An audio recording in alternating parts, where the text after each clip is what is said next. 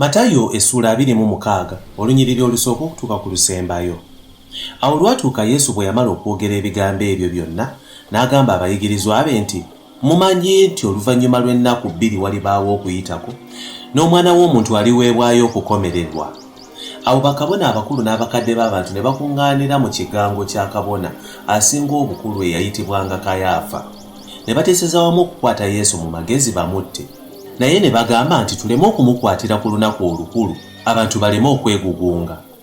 Awo Yesu bwe yali mu Besaniya mu nju ya Simooni omugenge, omukazi n'ajja gy'ali eyalina eccupa ey'amafuta ag'omugavu ag'omuwendo omungi ennyo, n'agamufuka ku mutwe ng'atudde alya. Naye abayigirizwa bwe baalaba ne banyiiga nga bagamba nti, gafudde ki gano? Kubanga gano singa gatundiddwa gaalivuddemu ensimbi nnyingi ne zigabirwa abaavu. Naye Yesu bwe yategeera n'abagamba nti, mumunakuwaliza ki omukazi? Kubanga akoze ekigambo ekirungi. Kubanga abaavu be muli nabo bulijjo, naye nze temuli nange bulijjo. Kubanga bw'afusa amafuta gano ku mubiri gwange, anziraze okunziika. Mazima mbagamba nti, enjiri eno buli gy'enaabuulirwanga mu nsi zonna, n'ekyo omukazi ono ky'akoze kinaayogerwangako okumujjukira. Awo omu ku bayigirizwa 12 eyayitibwanga Yuda Isikaliyooti n'agenda eri kabona abakulu. N'abagamba nti, mukkiriza kumpa ki? Nange ndimuwaayo gye muli. Ne bamusasula ebitundu bya ffeeza 3. Okuva mu kiseera ekyo Yuda n'asookerawo okunoonya ebbanga mwanaamuwaayo. Awo ku lunaku olusooka olw'embaga erirwako emigaati egitazimbulukusiddwa, abayigirizwa ne bajja eri Yesu ne bamubuuza nti, oyagala tukutegekere wa kuyitako gy'onookuliira? Yesu n'abagamba nti, mugende mu kibuga ewa gundi, mumugambe nti, omuyigirizwa agambye nti ekiseera kyange kinaatera okutuuka. Ewuwo gye nnaalira okuyitako n'abayigirizwa bange. Abayigirizwa ne bakola nga Yesu bw'abalagidde, ne bateekateeka okuyitako. Awo obudde bwe bwawungeera Yesu n'atuula okulya n'abayigirizwa 12. Baali balya, Yesu n'abagamba nti, mazima mbagamba nti omu ku mmwe anandyamu olukwe. Abayigirizwa ne banakuwala nnyo, ne batanula kinnoomu okumubuuza nti, mukama wange yenze? Yesu n'addamu n'agamba nti, oyo akozezza awamu nange mu kibya y'anandyamu olukwe. Omwana w'Omuntu agenda nga bwe kyawandiikibwako, naye zisanze omuntu oyo anaalyamu olukwe Omwana w'Omuntu. Kyandibadde kirungi singa omuntu oyo teyandizaaliddwa.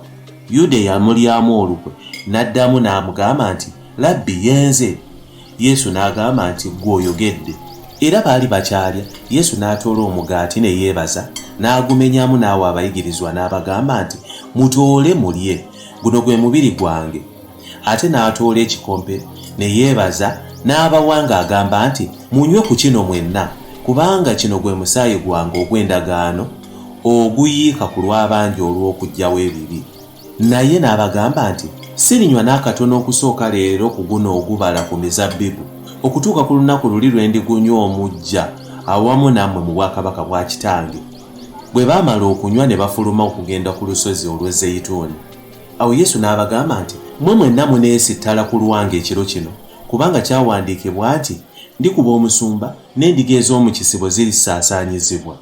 Naye bwe ndimala okuzuukizibwa, ndibakulembera okugenda e Ggaliraaya. Naye Peetero n'amuddamu n'amugamba nti, abalala bonna bwe baneesittala ku lulwo, nze seesittale n'akatono. Yesu n'amugamba nti, mazima nkugamba nti mu kiro kino enkoko eneeba tennakookolima ononneegaana emirundi 3. Peetero n'amuddamu n'amugamba nti, newankubadde nga kiŋŋwanira okufa awamu naawe, siikwegaane n'akatono. N'abayigirizwa abalala bonna ne boogera bwe batyo.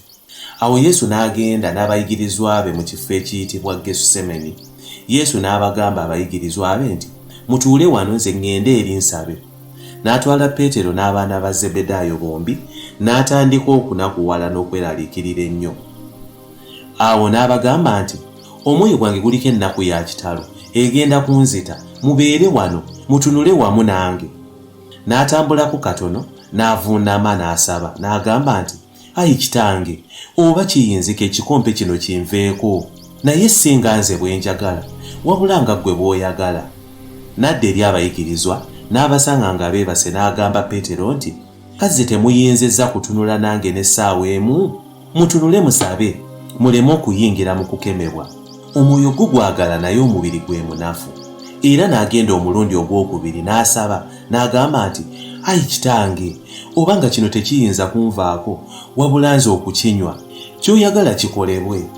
Awo n'ajja nate n'abasanga nga beebase, kubanga amaaso gaabwe gaali gakambira. Yesu n'abaleka nate, n'agenda n'asaba omulundi ogwokusatu, n'ayogera nate ebigambo bimu na biri ebyasooka. Awo n'ajja eri abayigirizwa n'abagamba nti, era mukyebase n'okuwummulira ddala. Mulabe ekiseera kituuse, Omwana w'Omuntu aweereddwayo mu mikono gy'abalina ebibi. Muyimuke tugende, laba andyamu olukwe anaatera okutuuka. Awo Yesu yali akyayogera, laba Yuda omu ku bayigirizwa 12 n'ajja ng'alina ekibiina ekinene ekirina ebitala n'emiggo, nga bava eri bakabona abakulu n'abakadde b'abantu. Naye ye yalya mu Yesu olukwe yava wa kabonero, ng'agamba nti, omuntu gwe nnaanywegera nga ye wuuyo, mumukwate. Amangu ago Yuda n'ajja awali Yesu n'amugamba nti, mirembe Rabbi, n'amunywegera nnyo. Yesu n'amugamba nti, munnange kola ky'ojjiridde. Awo ne bajja ne bavumbagira Yesu ne bamukwata ne bamunyweza. Omu ku abo abaali ne Yesu n'agolola omukono n'asowola ekitala kye, n'atema omuddu wa kabona asinga obukulu n'amusalako okutu. Awo Yesu n'amugamba nti, ekitala kyo kizze mu kifo kyakyo, kubanga abo bonna abakwata ekitala balifa kitala. Olowooza nti siyinza kwegayirira kitange, naye kaakano n'ampeereza bamalayika abasoba mu Ligyoni 12? Kale binaatuukirira biti ebyawandiikibwa nti kigwanira okuba bwe kityo? Mu kiseera ekyo Yesu n'agamba ebibiina nti, muzze okunkwata nga mulina ebitala n'emiggo ng'abajjiridde omunyazi. Natuulanga buli lunaku mu yeekaalu nga njigiriza, ne mutankwata. Naye bino byonna bikolebbwa bannabbi bye baawandiika bituukirire. Awo abayigirizwa be bonna ne bamwabulira ne badduka. Awo bali abakwata Yesu ne bamutwala ewa Kayafa kabona asinga obukulu, abawandiisi n'abakadde gye baali bakuŋŋaanidde. Naye Peetero yagoberera Yesu ng'amuvaako emabega wala okutuuka mu kigango kya kabona asinga obukulu, n'ayingira munda n'atuula n'abaweereza alabe we binakkira. Naye bakabona n'ab'omu lukiiko bonna ne banoonya obujulirwa obw'obulimba ku Yesu balyoke bamutte, ne batabulaba newankubadde ng'abajulirwa ab'obulimba bangi abajja. Nawe oluvannyuma ne wajjawo babiri ne bagamba nti, ono yagamba nti nyiza okumenya yeekaalu ya Katonda n'okugizimbira ennaku 3. Awo kabona asinga obukulu n'ayimirira n'amubuuza nti, toyanukula n'akatono, kubanga kibano kye bakulumiriza? Naye Yesu n'asirika. Kabona asinga obukulu n'amugamba nti, nkulayiza Katonda omulamu, tubuulire obanga ggwe Kristo, Omwana wa Katonda. Yesu n'amugamba nti, oyogedde. Naye mbagamba nti okusooka leero muliraba Omwana w'Omuntu ng'atudde ku mukono ogwa ddyo ogw'ow'amaanyi, era ng'ajjira mu biro eby'eggulu. Awo kabona asinga obukulu n'ayuza ebyambalo bye n'agamba nti, avudde Katonda, twagalira ki nate obujulirwa? Laba muwulidde kaakano obuvvoozi bwe, mulowooza mutya? Ne baddamu nga bagamba nti, agwanidde okufa. Awo ne bamuwandira amalusu mu maaso ge ne bamukuba ebikonde, abalala ne bamukuba empi, nga bagamba nti, tulagule Kristo, ani akukubye? Ne Peetero yali atudde bweru mu kigango, omuwala n'ajja gy'ali n'amugamba nti, naawe oli wamu ne Yesu Omugaliraayo. Naye Peetero ne yeegaanira mu maaso ga bonna ng'agamba nti, ky'ogamba sikimanyi. Naye bwe yafuluma okutuuka ku kisasi, omuwala omulala n'amulaba n'agamba abantu abaali awo nti, n'ono yali wamu ne Yesu Omunaazaaleesi. Peetero ne yeegaana n'alayira nti, omuntu oyo simumanyi. Ne wayitawo ebbanga ttono, abaali bayimiridde awo ne bajja ne bagamba Peetero nti, mazima naawe oli munnaabwe, kubanga enjogera yeekuloopa.